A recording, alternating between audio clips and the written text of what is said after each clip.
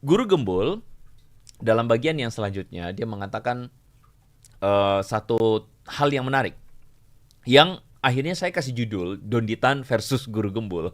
Kenapa Donditan versus Guru Gembul? Anda simak dulu apa yang jadi alur pemikiran saya. Mari kita lanjutkan ya.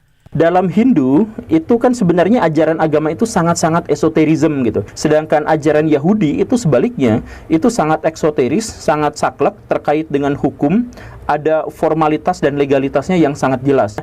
Bagaimana ceritanya Yesus yang dilahirkan dengan karakteristik orang Yahudi yang serba formalistis, justru malah mengajukan ajaran menjunjung tinggi kasih, sangat kebatinan dan sebagainya. Maka buku ini menjelaskan, ya iyalah karena Yesus itu walaupun lahirnya sebagai seorang Israel, tetapi dia justru belajarnya dari para pendeta Hindu. Makanya banyak sekali pada akhirnya yang menjelaskan bahwa Yesus itu adalah penganut ajaran agama Hindu. Tapi beliau mengambil kitab Perjanjian Lama, menjadikannya sebagai pedoman, tapi banyak di antara mereka yang direvisi atau diganti, dan kemudian bahwa ajaran ini semuanya ada di bawah hukum kasih.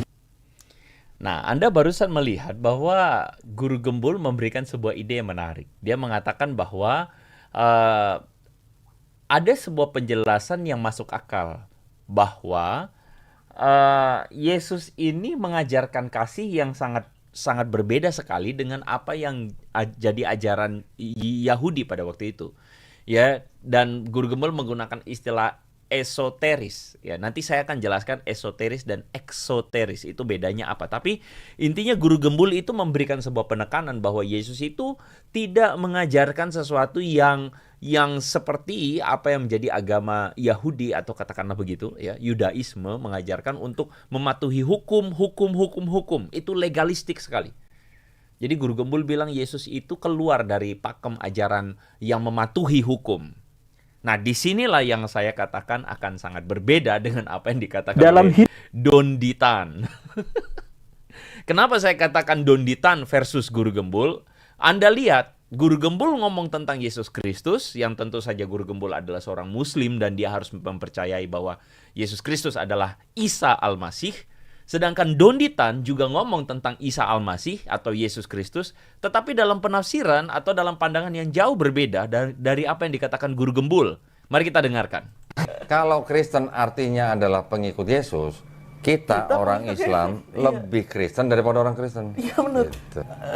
Semakin yakin dengan Kristen yang asli nih. Serius, karena kita sunat, kita nggak puasa, makan babi, puasa, wanitanya berkerudung, doanya sujud, wanita berkerudung, mati dikafanin. Wah, luar biasa. Kita lebih Kristen dari Kristen. Oke.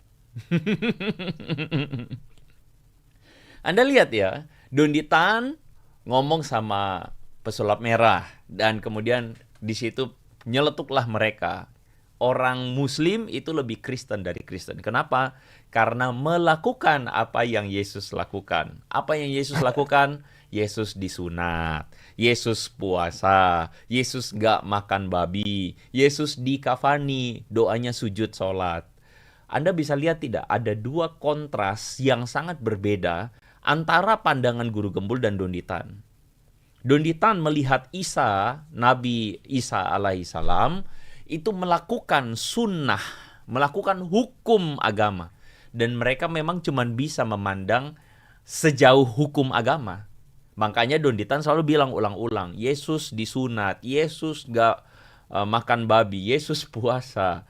Cuman gitu aja, melakukan hukum. Tapi apa yang Guru Gembul bilang, ajaran Yesus penuh kasih dan kebatinan. Beda banget dengan Yahudi yang legalis. Legalis apa sih kok? Legalis itu yang tadi itu. Jadi strict untuk melakukan hukum agama. Itu legalis namanya. Nah, Anda bisa lihat dua penafsiran yang berbeda ini bukan? Makanya saya bilang Guru Gembul versus Donditan. Nah, kenapa saya bahas ini? Karena sekali lagi itu yang tadi saya bilang di awal, ini adalah kontekstualisasi pada apa yang kita bicarakan selalu di channel saya. Motif dan konsekuensi logis dari klaim Guru Gembul dan Donditan ini terlihat di sini. Ketika Donditan mengatakan Yesus itu, dan dia harus mengatakan dan membela Yesus itu Nabi Isa, dia menafsirkannya bahwa Nabi Isa itu juga legalis, seperti hukum Islam. Ya. Tapi Guru Gembul mengatakan, Yesus itu berbeda karena dia tidak legalis. Mana yang betul? Legalis atau tidak legalis? Mana yang betul? Nah, sebenarnya pertanyaannya yang benar adalah bukan soal legalis atau tidak legalis, tapi pertanyaan yang benar adalah, kalau begitu, apakah Yesus sama dengan Nabi Isa? Nah, itu pertanyaannya. Apakah Yesus Kristus berdasarkan dokumen sejarah? Ya, saya ulang ya. Apakah Yesus Kristus berdasarkan dokumen sejarah, berdasarkan kesaksian sejarah, karena guru gembul kan berusaha untuk mendekati sesuatu berdasarkan historis, aspek historikal. Apakah Yesus Kristus berdasarkan sejarah adalah Nabi Isa sama dengan Nabi Isa dalam imannya Islam? Itu pertanyaannya. Ya kan? Nah, itu pertanyaan paling pentingnya. Dan gini loh teman-teman, kalau saya yang ngomong, maka Anda bisa bilang saya begini, kok Andre kan Kristen, kok Andre jelas ketimbang sebelah atau berat sebelah kepada Kristen. Karena berdasarkan sejarah, Kristen koheren atau sama nih gitu ya, benar-benar sesuai nih. Yesus adalah, ya data-data sejarahnya kita punya semua. Buku atau tulisan-tulisan Injil kita punya semua. Bukan cuman Injil, tulisan ekstra biblikal kita punya semua. Bahkan bukan cuman tulisan Injil atau para saksi mata, tulisan para rasul atau murid Yesus, ajaran yang diturunkan, dokumennya lengkap, begitu loh. Yesus Kristus itu siapa? Lengkap kita. Tapi pada abad yang ke-7 muncul sebuah narasi tentang Nabi Isa alaihi salam yang tidak disalibkan. Itu cuma salah satu contoh ya. Bukan Tuhan, ya, bukan Yesus bukan Tuhan, Yesus itu bicara waktu bayi, Yesus membuat burung dari tanah liat, Yesus lahir di bawah pohon korma. Itu tuh narasi-narasi Islam yang muncul di abad ke-7. Anda tanya sama saya, pertanyaannya begini, mana yang betul kalau begitu? Nah, saya tidak akan jawab berdasarkan pikiran saya saja, tapi kita simak jawaban netral dari ChatGPT. Sekarang kan lagi seru ChatGPT ya, yaudah kita bahas ChatGPT. Saya tanya begini, as an objective historian, saya tidak bilang as an Christian ya, as a Christian ya, saya tidak bilang ya. Tapi as an objective historian, sebagai seorang ahli sejarah yang objektif, menurut kamu ChatGPT, apakah kamu setuju dengan pandangan Islam bahwa Yesus tidak disalibkan? Jawab saya. Dan ChatGPT bilang, no.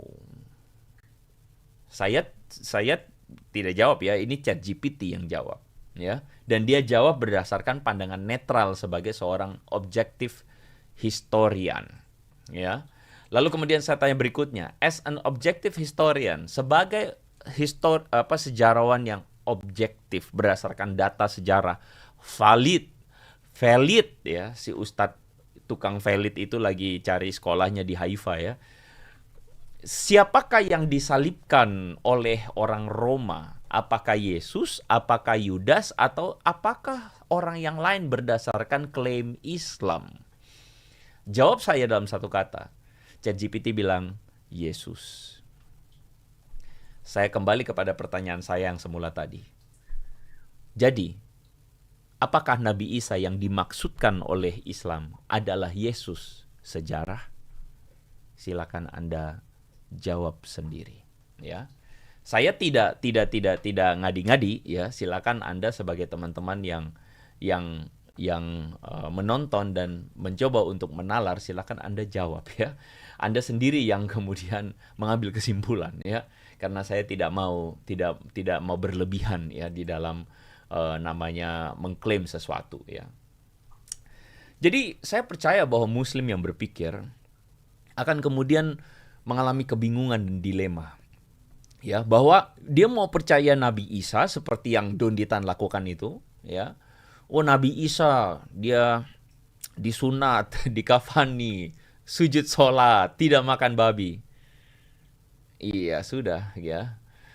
Tapi pada kenyataannya ChatGPT berdasarkan data sejarah ya membuktikan bahwa ya Yesus itu disalibkan ya. Jadi ya sudah gitu ya. Ya sudah. Nah, ini komentar dari Guru Gembul tentang fakta sejarah. Kalau Anda masih mau menyangkal ya, menipu diri sendiri dan mengatakan, oh enggak kok, itu kan sejarah ditulis oleh orang yang menang, kata Teguh Triyono ya. Mari kita dengarkan. Nah, kenapa bisa begitu banyak interpretasi-interpretasi yang aneh-aneh yang seperti itu, termasuk yang dalam Islam itu juga muncul cerita bahwa Yudas Iskariot yang digantikan yang disalib ya. Nah, kan? iya, ini juga kan sebenarnya Itu banyak loh di anak-anak kecil sekarang itu yang mereka tahu adalah itu Nabi Isa tuh diserupakan oleh Yudas Iskariot dan Iya. mereka yakin gitu. ya itu cerita Yang bilang Yudas Iskariot disalib itu siapa? Ya itu pada kebanyakan mereka yang yang bilang Yesus tuh manusia jadi Tuhan tuh ya. Itu kebanyakan yang suka hina-hina Kristen tuh. Nah, itu orang-orang ini. Kata Guru Gembul apa tuh? cerita orang belakangan ketika mencoba untuk menafsirkan bagaimana ceritanya Yesus ketika di akhir zaman akan muncul lagi dalam status bukan nabi terakhir. Nah, gimana ceritanya biar ini bisa nyambung, biar tidak ada plot hole dalam tanda kutip itu, sehingga muncullah bahwa ini diserupakan maksudnya Yudasnya. Maka riwayat-riwayat yang tidak sahih atau yang kurang valid pun ya dicoba dijejalkan, ada orang lain yang diserupakan dengan dia. Ya. Siapa? Tidak pernah diketahui, cuman cari-cari dalam literatur Kristen, oh Yudas. Sumber-sumbernya dari tradisi Kristen. Jadi kalau ada orang Islam yang menyebut itu adalah Yudas, itu juga sebenarnya ngambilnya dari tradisi kekristenan sejauh yang saya ketahui. Karena itulah maka apakah Yudas itu menggantikan Yesus dan sebagainya, diserahkan kepada iman masing-masing, agama masing-masing. Karena kalau misalkan masuk ke metodologi sejarah yang lebih ketat, maka nah kenapa Guru Gembul aja tidak berani untuk kemudian ngomong, karena kalau begitu dia ngomong begitu, habis dia dianggap tidak, menurut saya sih ya, dia dianggap udah tidak lagi Muslim tuh kayak gitu ya. Tapi anyway, kita biarkan saja karena itu permasalahan Guru Gembul dan itu adalah problem dia dengan iman yang memang dia harus percayai sebagai seorang Muslim ya. Dan kita hargai saja bahwa ada orang berpandangan, maksud saya tuh begini teman-teman ya, ada orang berpandangan langit itu warnanya hijau. Anda kalau ketemu ada orang yang ngomong langit warnanya hijau, ya kita nggak usah sewot gitu kan. Nggak usah sewot, kenapa ya? Karena itu hak dia mau percaya langit warnanya hijau kek, warnanya ungu kek, warnanya orange kek, terserah. Setuju?